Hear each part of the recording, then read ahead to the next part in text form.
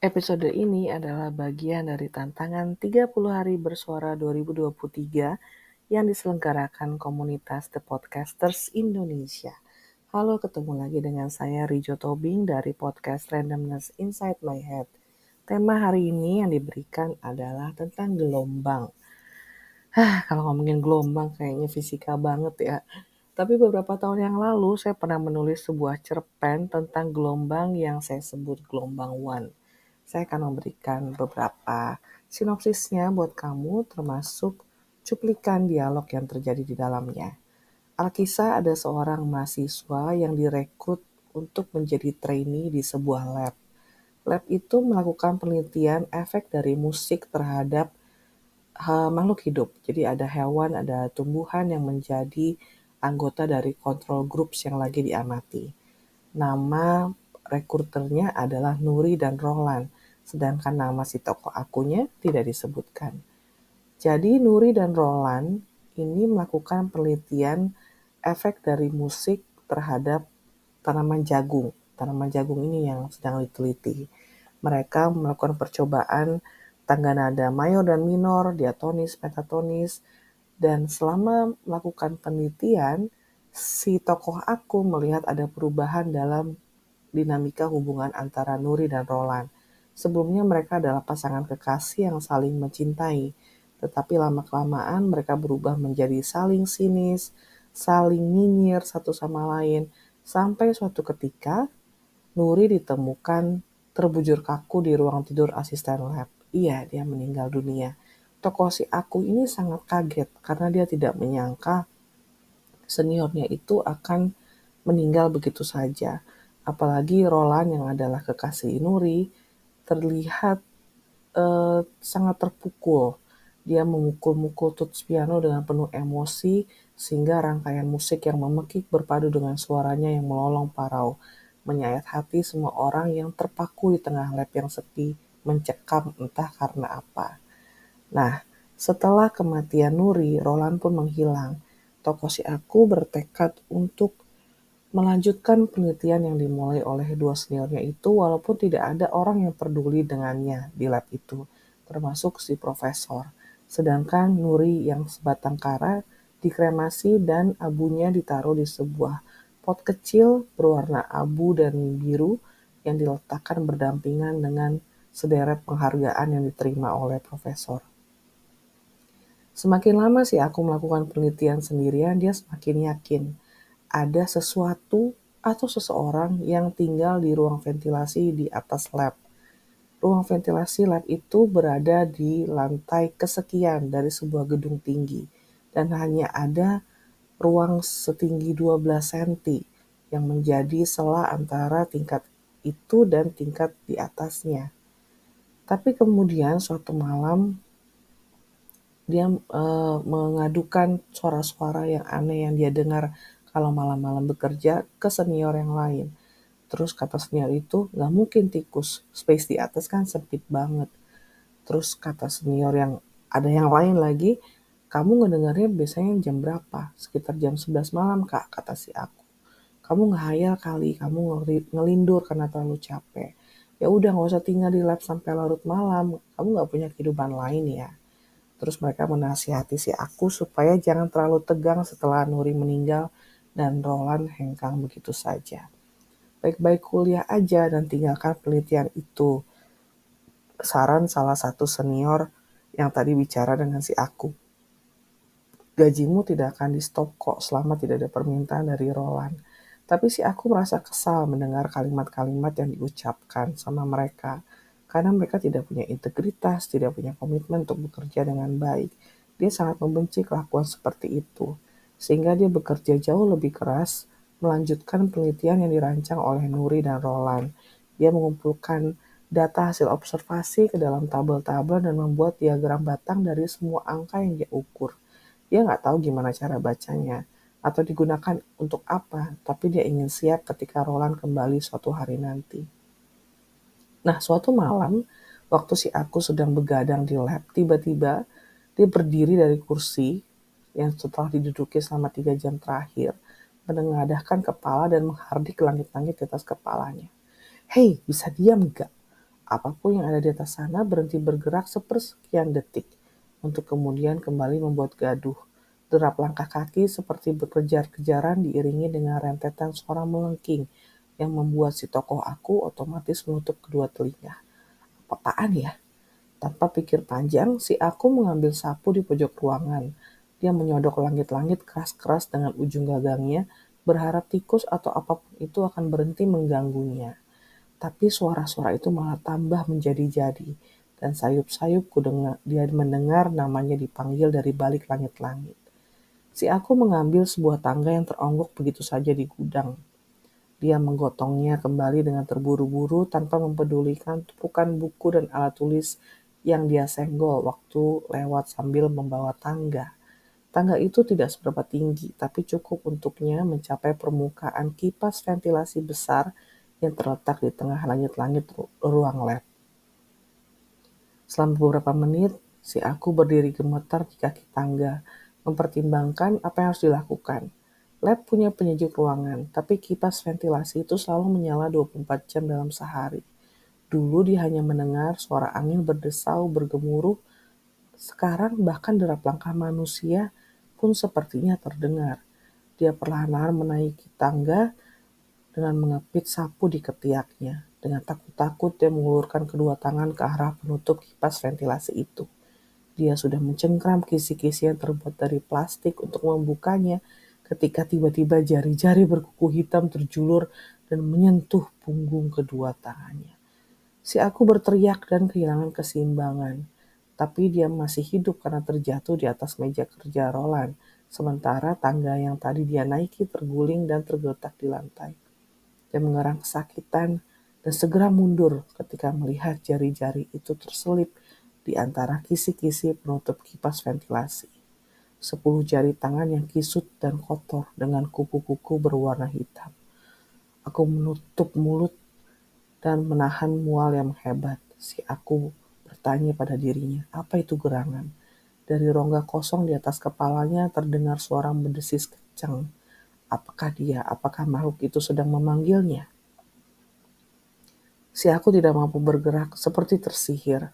Pandangannya hanya terpaku pada penutup kipas ventilasi yang sedikit-sedikit diguncang oleh kedua tangan berkuku hitam itu. Apakah dia berusaha keluar? Apakah makhluk itu manusia atau bintang buas? Dia tidak boleh keluar dari balik ventilasi. Secepat kilat si aku meraih sapu di lantai dan menyodokkannya kembali ke langit-langit. Dia melakukannya sambil berteriak, menjerit hingga paru-parunya serasa mau pecah, memekik, menghardik supaya dia diam. Dia mengayunkan sapunya berulang kali ke arah jari-jari berkuku hitam. Tapi pekikannya berbalas dengan pekikan makhluk itu, dan lama-kelamaan dia baru sadar bahwa suara mereka mirip. Hentikan, hentikan! Si aku menjatuhkan gagang sapu begitu mendengar perintah itu. Di pintu masuk lab berdiri sesosok manusia yang dia kenal, tapi sekaligus terasa asing. Rahangnya terbuka lebar, karena si aku tahu itu siapa. Itu Roland. Roland, raungnya. Si aku bergegas menghampiri sosok itu, tapi kembali melangkah mundur begitu mereka berhadapan-hadapan. Roland yang badannya tinggi besar telah menyusut. Tingginya hanya setinggi dadaku, dan dia mengerutkan dahi tanpa menyadari air liurnya yang menetes deras. Seluruh kepala Roland berhiaskan rambut kelabu. Kulit wajahnya mulus seperti kulit bayi yang baru lahir. Sepasang matanya hitam pekat, seperti lubang yang tak berdasar. Waktu dia membuka mulut, si aku melihat gusi Roland sudah lenyap. Gigi-gigi runcing yang berakar merah darah terpampang sempurna di situ, bersama dengan air liur yang menetes terus-menerus, membanjiri perutnya yang membuncit. "Kamu siapa?" tanya si aku dengan suara tercekik. "Kamu pasti bukan Roland." "Bukan, pasti bukan. Ini aku, kamu tahu ini aku." Perlahan, sosok yang mengaku sebagai Roland mengacukan jari dan menunjuk ke arah kipas ventilasi. Dan itu Nuri. Suara ribut-ribut itu telah berhenti. Si aku memandang Roland dengan tatapan tak percaya. "Apa maksudmu itu Nuri? Nuri kan sudah meninggal." "Tidak, dia belum meninggal," kata Roland. "Gelombang Wan yang membuat dia begitu dan aku begini. Kamu tahu kan bagaimana efek gelombang itu pada kulit dan warna rambut kita beberapa waktu lalu? Si aku mengangguk lemah. Gelombang itu memang telah memengaruhi kondisi fisiknya, membuatnya mual dan sehat tanpa sebab, membuat keriput di lengannya yang masih berusia muda. Tapi dulu tidak se-ekstrim ini. Tidak mungkin separah apa yang telah terjadi pada Roland dan mungkin juga pada Nuri. Proses itu, proses yang mendegradasi tubuh kita sebelum waktunya, tidak dapat diputar balik, irreversible. Aku hanya bisa menghentikan efeknya, menghentikan musiknya ketika nada-nada yang kami buat mencapai puncak atau dasar gelombang tertentu. Namun apa yang sudah terjadi pada tubuh kami tidak bisa dibalik, tidak ada yang bisa diperbaiki. Apa maksudmu? Apa maksudmu gelombang Wan yang menyebabkan ini semua pada kalian? Apa yang terjadi pada Nuri? Bukannya dia sudah mati? Yang kami bakar adalah peti kosong. Makanya aku melarangmu datang ke acara kremasi. Kamu dulu dekat dengan Nuri. Kamu pasti curiga kalau tahu ada yang tidak beres. Tokoh si aku memberanikan diri mendekati Roland. Semua kukunya juga berwarna hitam. Kulit kakinya tidak beralas. Dan bentuk jarinya telah berubah menjadi menyerupai cakar ayam. Bagaimana dengan Nuri? Separah apa dia sekarang? Tanya si aku. Tubuhnya menyusut banyak, rambutnya tak berhenti tumbuh dan warnanya hitam lebat. Melihatnya berjalan seperti melihat gumpalan bola rambut yang mengerikan. Kamu akan merasa iba, pilu, dan jijik. Tapi apa yang dilakukan di atas sana? Selasi aku. Kalau ini gara-gara gelombang Wan, kakak tahu kan bahwa aku bereksperimen setiap hari. Kakak tahu kan bahwa Nuri terus-menerus mendengarkan gelombang suara itu. Kakak sadarkan efek dari eksperimenku pada wujud fisik yang sekarang. Si aku menangis meraung-raung.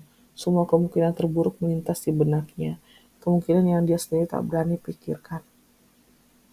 Selama ini dia melanjutkan penelitian Nuri dan Roland tanpa tahu efek yang dia mungkin timbulkan karena terus-menerus menyetel gelombang Wan itu menjadi musik yang menjadi musik untuk dikenakan pada control groups untuk mengamati pertumbuhan tanaman-tanaman jagung yang dia telah sebar benihnya.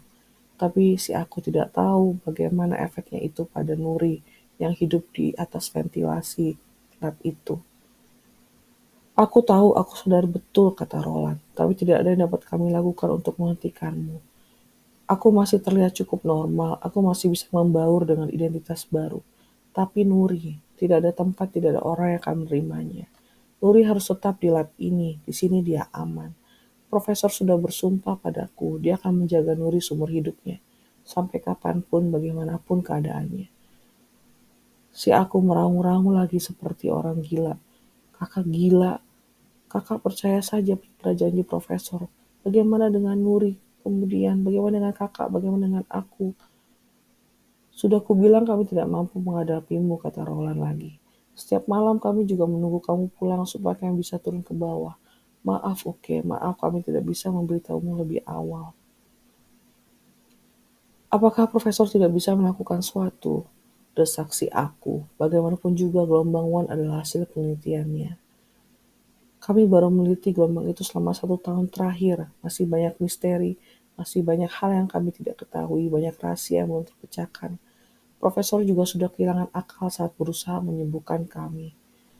Si aku menjerit histeris. Tapi kalian sudah menjadi korban. Plafon di atas kepala kami berguncang dan dari kisi-kisi kipas ventilasi, 10 jari berkuku hitam itu kembali terjulur, mencoba mencakarku. Maaf, oke, maaf, teriak si aku pada Nuri.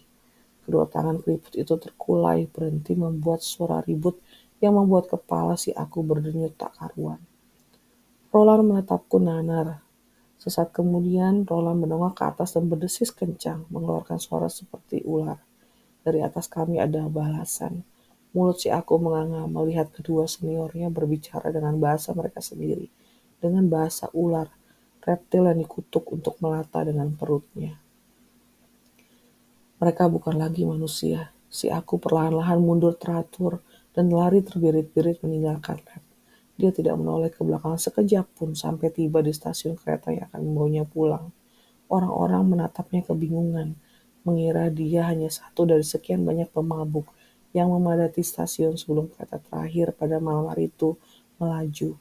Si aku tak sanggup duduk, sambil berdiri dia mencoba bernafas teratur, mencoba mengembalikan pandangannya sempat berkunang-kunang. Logam yang dingin menyejukkan kepala yang terasa panas. Dia mengusap-usap dadanya, menepuk-nepuk kemejanya yang basah tanpa berpikir. Ketika kereta melewati lorong yang gelap dan panjang, pintu di hadapannya berubah menjadi cermin. Padanya si aku melihat dirinya dengan jelas. Seorang pria yang berdiri dengan mulut menganga dan air liur yang mengalir melewati sela-sela gigi-gigi taring. Si aku menjerit sampai hendak pingsan. Sedetik kemudian pintu di hadapannya terbuka lebar dan si aku berlari kencang menerobos kerumunan orang-orang yang hendak masuk ke dalam kereta. Tak dia hiraukan mereka yang berteriak-teriak memaki dan mengutukinya. Dia terus berlari sampai melihat rumah orang tua angkatnya. Beberapa ratus meter lagi dan dia akan kembali aman. Dia membuka pintu gerbang dengan tangan gemetar, masuk ke kamar mandi dan membanting pintunya.